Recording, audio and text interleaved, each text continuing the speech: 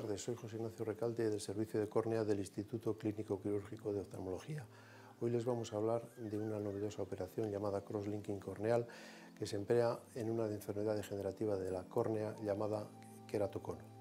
Hasta muy recientemente en esta operación no teníamos más recursos que emplear las lentes de contacto rígidas, los anillos corneales o incluso el trasplante de córnea.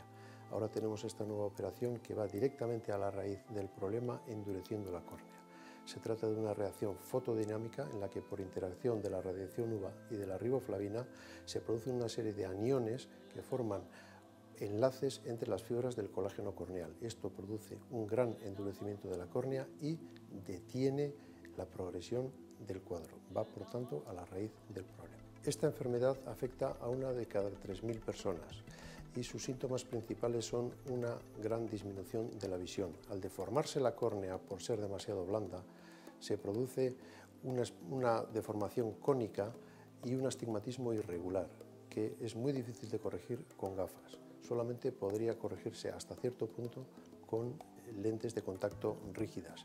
Hay que decir bien claro que esta operación del cross-linking corneal no es una operación de cirugía refractiva, es decir, no quita las dioptrías, sino lo que hace es estabilizar un proceso que de por sí hubiera ido progresando hasta los 40 años aproximadamente. A continuación vamos a mostrarles en directo esta novedosa operación que realizamos en los quirófanos del Instituto Clínico Quirúrgico de Oftalmología.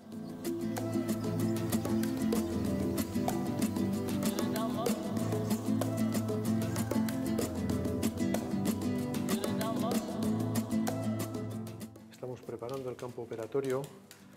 La intervención debe hacerse en condiciones de esterilidad total. Previamente hemos instilado unas gotas de un colírio anestésico para que sea total y absolutamente indolora. Vamos a colocar un blefarostato.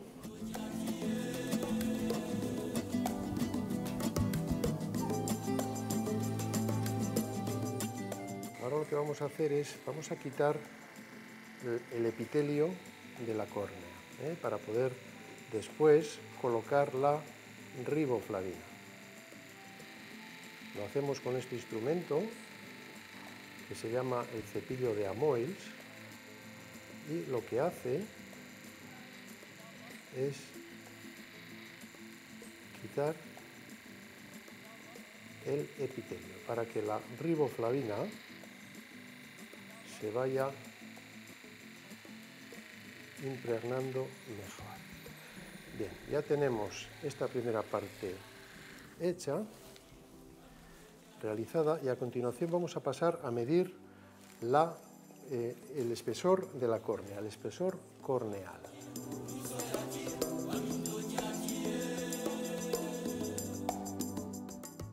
Bueno, ya está terminada la fase más importante. Vemos que tenemos suficiente espesor corneal para proceder a la intervención.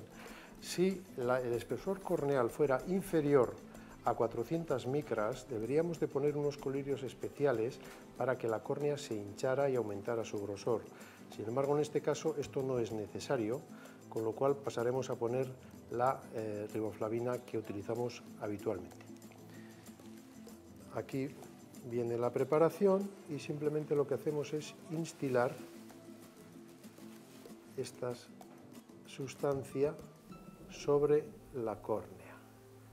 Repetiremos esta operación cada 2 minutos, durante 10 minutos, y esto será suficiente para que la córnea se impregne con la sustancia. Voy a aprovechar este tiempo para explicar un poquito las características de la intervención. La intervención se basa en la interacción de la radiación UVA con la riboflavina. Hay un elemento que es el fotosensitivizador, que es la radiación UVA, y una molécula que se excita, que es la riboflavina, por efecto de esta luz. Cuando esto ocurre, se produce una reacción físico-química, se forman unos aniones que lo que hacen es formar unas uniones, unos enlaces covalentes entre las fibras del colágeno corneal. El colágeno corneal son unas fibras que forman un poco el armazón, el esqueleto de la córnea, y son las que le dan solidez. En los pacientes con queratocono, este Colágeno no es un colágeno bueno, no es un colágeno normal, está muy debilitado y esta es la razón por la que la córnea se deforma. Con esta intervención nosotros aumentamos la unión entre esas fibras, pasan a tener muchas más uniones entre sí, se forma una urdimbre, se forma una trama en el colágeno corneal y esto hace que aumente extraordinariamente la rigidez de la córnea, con lo cual impedimos su deformación, que sería la que luego, como he dicho antes, produciría el astigmatismo irregular y la caída de la visión. Aprovecho para decir que esta operación no es una operación de cirugía refractiva. Nosotros no la hacemos para quitar dioptrías, aunque sí es verdad que en aproximadamente la mitad de los casos el astigmatismo disminuye un poco y mejoran algo de visión. Pero insisto, no es una operación de cirugía refractiva. Simplemente lo que se pretende aquí es parar la progresión del cuadro, estabilizar la córnea. Cada 2 minutos el aparato nos avisa cuando tenemos que hacer las instilaciones. Nosotros ponemos la anestesia en forma tópica, en forma de colirio, y no molesta absolutamente nada. Algunos, al final, nos dicen que la luz les puede molestar algo. En ese caso lo que hacemos es poner un poquito más de anestesia e insisto que es totalmente indolora. Incluso en el posoperatorio puedes notar algo de molestia por la noche, pero no suele ser una cosa insoportable ni mucho menos, ¿eh? Y incluso además te daremos algún analgésico para que puedas tomar en caso de que estuvieras verdaderamente molesta. El primer paso de la intervención ha consistido en quitar el epitelio, en desepitelizar. Claro, eso duele, eso es doloroso una vez que pasa el efecto de la anestesia. Para que el dolor sea el mínimo, lo que se hace es colocar una lente de contacto blanda, no por graduación, no por nada que ver con quitar dioptrías, sino simplemente para que haga una función de vendaje. Esto disminuye muchísimo las molestias postoperatorias. El paciente puede hacer una vida prácticamente normal pues desde el día siguiente o a los 2 días como mucho, depende un poco de la sensibilidad que pueda tener a las molestias posoperatorias, pero realmente al segundo día no hay mayor problema. Al cabo de una semana, que es cuando ya el epitelio se vuelve a reproducir y a cerrar la herida, en ese momento nosotros quitamos la lente de contacto y el epitelio pues ya, digamos, ha cerrado la herida. Pero ese epitelio, digamos que no está, ¿cómo diría yo?, no está planchado, son unas células que todavía son un poquito rugosas, con lo cual la capacidad visual o la calidad visual a la semana todavía no es la que era previamente a la cirugía. Al mes, casi en todos los casos, estamos en los niveles previos, y a los 6 meses, que es cuando estamos dando el alta habitualmente de estos procedimientos, en más de la mitad de los casos se observa una mejoría de la agudeza visual, aunque insisto y repito que esto no es una operación de cirugía refractiva. He comentado antes que esto se utiliza para el queratocono, este procedimiento, pero también es un procedimiento muy adecuado para las ectasias post-LASIK, es decir, aquellas deformaciones de la córnea que se producen después de las operaciones de miopía. Cuando, por el motivo que sea, hemos debilitado demasiado la córnea o por cualquier otro motivo esa córnea operada es incapaz de mantener su forma, esta operación es muy adecuada para tratar a esos pacientes. De hecho, lo hemos hecho en algunos casos con buenos resultados, obteniendo estabilización. He comentado también al principio que esta operación va a la raíz, al origen del problema. No es como otras operaciones que lo que hacen es, por ejemplo, en la queratoplastia, sustituir una córnea que estaba enferma por una córnea de trasplante.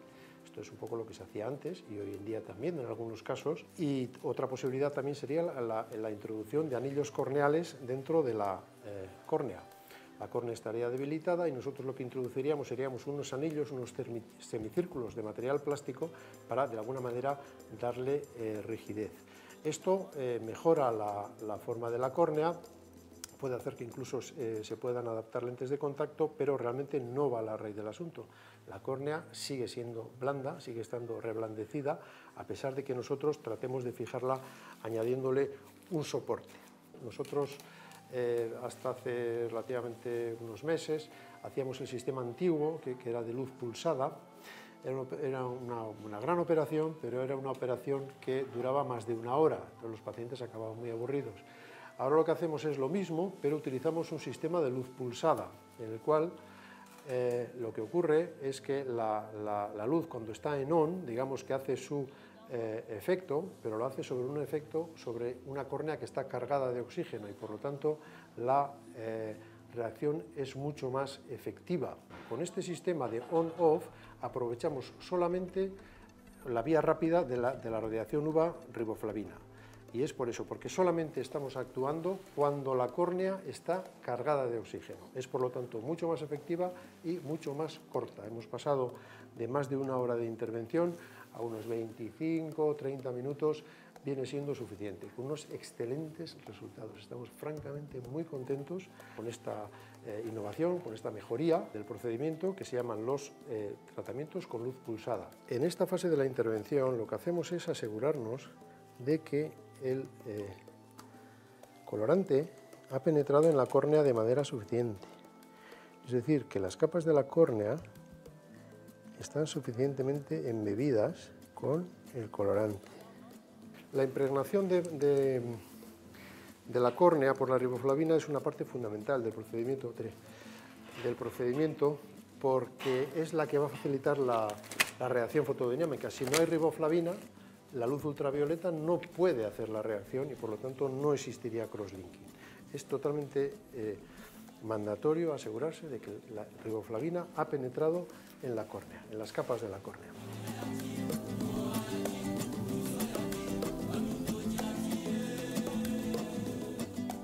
Y ahora vamos a ver, vemos estas partes muy interesantes, vemos cómo la luz, digamos que oscila, parpadea. Tenemos una fase on, fase off.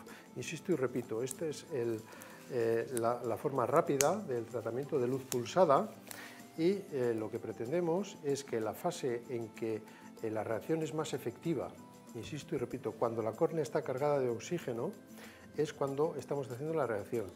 Y una vez que el oxígeno ha sido consumido por la luz ultravioleta, esta desaparece, con lo cual la córnea se vuelve otra vez a cargar de oxígeno. Hay que asegurarnos de que la luz está enfocada en el centro de la córnea, no debemos tocar otras estructuras como el limbo esclerocorneal o porque podría producir algún tipo de daño, y simplemente es esto. Decir que todos los estudios que se han hecho, que se han realizado, nos dicen que es una intervención segura no solamente para la córnea, sino también para el iris, el cristalino y la retina. En principio, hay que asegurarse de que no hay una patología activa ocular concomitante, es decir, pues que no tenga una conjuntivitis activa o que tenga una supuración o que tenga alguna cosa de estas, porque en ese caso, pues hombre, no sería una buena idea desepitalizar la córnea. Una vez transcurrida esta etapa, pues insisto, colocaremos una lente de contacto, impregnaremos la córnea con una solución de antibiótico y de hexametasona, colocaremos una lente de contacto que tendrá un efecto vendaje para minimizar las molestias en el posoperatorio y en principio nada más. La paciente podrá hacer una vida prácticamente normal en 48 horas. Las primeras horas puede molestar algo, pero vamos, no es una intervención en principio que sea muy dolorosa, ni tampoco el posoperatorio. Se le verá mañana, por la mañana le verá alguien de aquí del servicio, y yo la veré la semana que viene para asegurarnos de que no hay ninguna infección, y yo la veré la semana que viene, que es cuando ya la quitaré la lentilla y veré un poco cuál es el epitelio, si realmente pues, se ha repitalizado bien o no. Y básicamente esto es la cirugía.